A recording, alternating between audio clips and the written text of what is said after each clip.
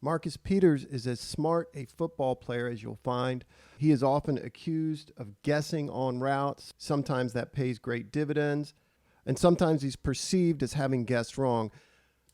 I don't see him as a guess player. I see him as a player who anticipates, understands route combinations. You see here, and I guess I'll use that phrase, he anticipates wrong. He's anticipating a smash concept with his 7 route being run behind him. Watch him drop under that. I don't mind that. This is 3rd down. If, in fact, he's right here, he's going to make a big play. Where he falters, at least as it appears here, is he's not interested in tackling at all there. You hear a lot of people sort of parroting these words, he's lost a step. I have to confess, I don't know what that means. And I think there are a few people who do. Marcus is the guy who would know better than any. Whether that means he's not any good anymore, I don't subscribe to that. I think he can help a football team, no question about it.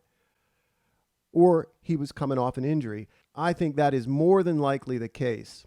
And I'll admit I might be reading too much into this visual, but I think you can tell at the end of this play. I don't think it's a lack of desire necessarily. I think you can see his injury. And I'm not talking about his hand position at the end of this play. You can see he's walking with a wide, careful stride here after this football play. Obviously, I'm guessing here, but this could be something completely separate from his having to recover fully from his ACL tear. Watch it again.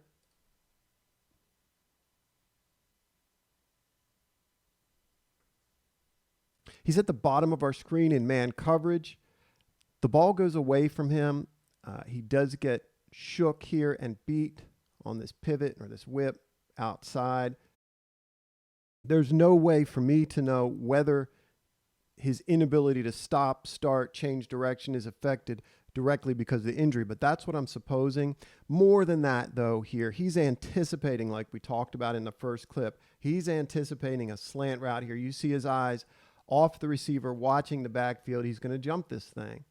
It does not end up hurting the Ravens because the quarterback goes elsewhere. Watch it again.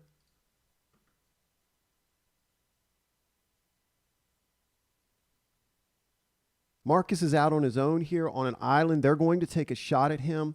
I still think of Marcus as a guy who's going to come up big for you in big games.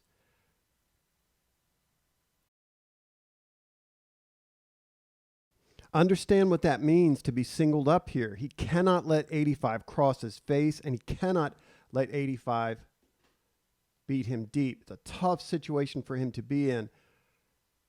In his back pedal, very conscious of 85. When he turns his helmet, you see Marcus get his helmet to the quarterback. Again, big situation by himself, playing the hands, making sure this ball is disrupted. And you see his vibe, of course, at the end of this.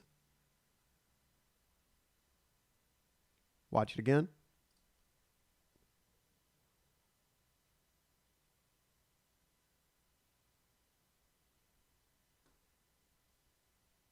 Once again, he's a deep thirds player here, bailing off the ball.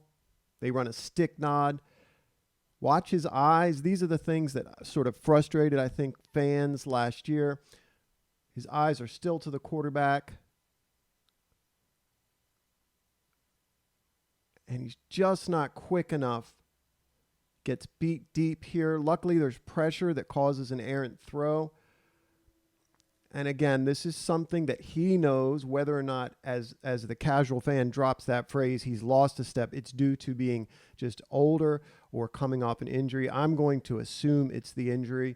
He's used to being able to read this, anticipate an out, and jump it, and still be able to catch up on the deep route. And it's clear he's not able to here. Watch it again.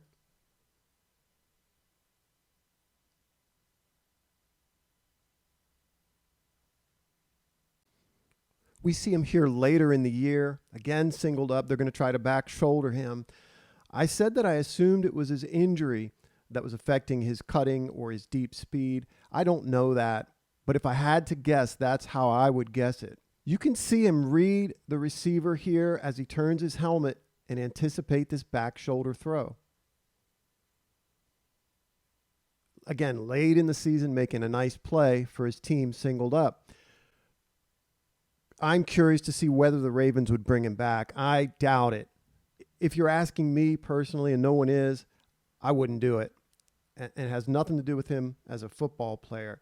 I don't think you can allow a precedent to be set where any player goes at the coach on national television on the sideline and has to be physically held back and bring him back. Of course, there is forgiveness and player and coach making amends. But again, if you do that, you are setting a precedent. And if I'm being honest, that does not sit well with me.